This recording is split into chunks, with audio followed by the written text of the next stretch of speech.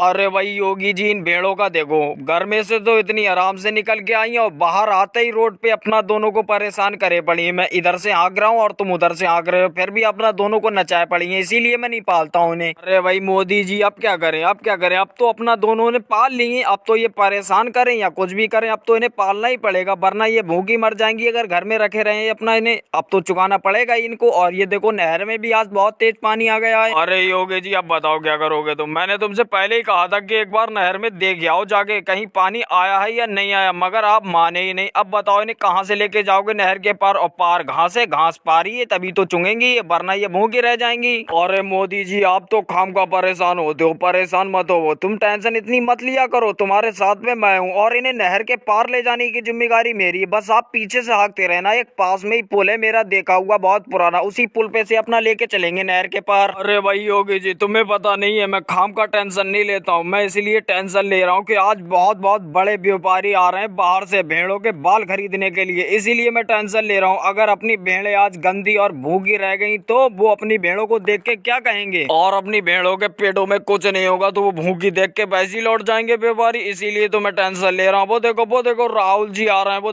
देखो। अरे भाई मोदी जी और योगी जी, ये भेड़े किसकी भेड़े हैं? ये जा रही है जो चुगने के लिए। अरे भाई राहुल जी, ये भेड़े तो हम दोनों की है, हम दोनों इन भेड़ों को पालते हैं साझे में।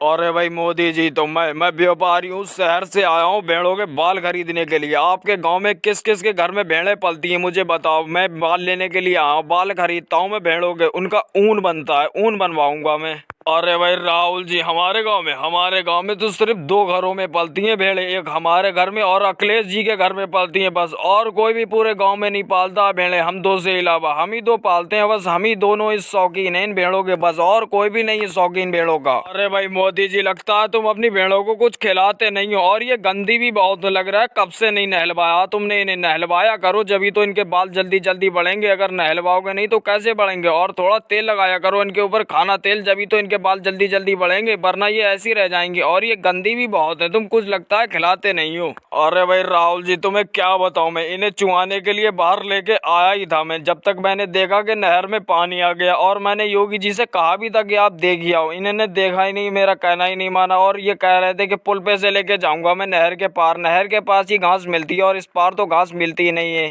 मगर एक बात है योगी जी, लगता है तुमने अपनी भेड़ों के बाल पिछले महीने में ही कटवाए थे, इसीलिए छोटे रह गए, वरना बहुत बहुत बड़े बाल हो जाते हैं इनके जल्दी से जल्दी। मगर योगी जी, लगता है तुमने अपने बाल भेड़ों के कटवा दिए, इसीलिए तो नहीं बढ़े जल्दी। और तुमने अखिलेश जी के भी तो भेड़े बताई थी, उनके बाल कितने बड़े हैं मुझे बता। अरे भाई राहुल जी, मैं तुम्हें क्या बताऊं, वो देखो तुम्हारे पीछे से निकल के जा रहे हैं राहुल जी, तुम अपने आप उनसे पूछ लो। वो देखो उनके हाथ में पत्तों की टहनी अपनी भेड़ों के लिए लगता है वो लेके जा रहे हैं। वो देखो नहर में पानी आ गया, इसलिए वो भी चुआने के लिए लेके नहीं आया आज, इसीलिए उनके घरे बंद हुए होंगे, तुम खुद पूछ लेना उनसे, उन्होंने तो 3 साल हो गए जब से बाल नहीं कटवा भेड़ों के। भाई अखिलेश जी, क्या तुम भेड़े पालते हो? अपनी भेड़ों के बाल बेचोगे? मैं शहर से आया हूँ, व्यापारी हूँ मैं, व्यापारी शहर से आया हूँ बाल खरीदने के लिए भेड़ों के, अगर आप भेड़ों के बाल बेचो तो मुझे बताओ। और मैंने सुना कि 3 साल से आपने भेड़ों के बाल भी नहीं कटवाए हैं। अरे भाई राहुल जी, ये बात तो तुमने ठीक सुनी कि मैं भेड़े पालता हूँ, और ये भी बात तुमने ठीक सुनी कि मैं 3 साल से उनके बाल नहीं कटवा रहा हूँ, मगर अभी मैं 2 महीने बाल और नहीं कटवाऊंगा उनके, जब लोग थोड़े और बड़े नहीं हो जाएंगे।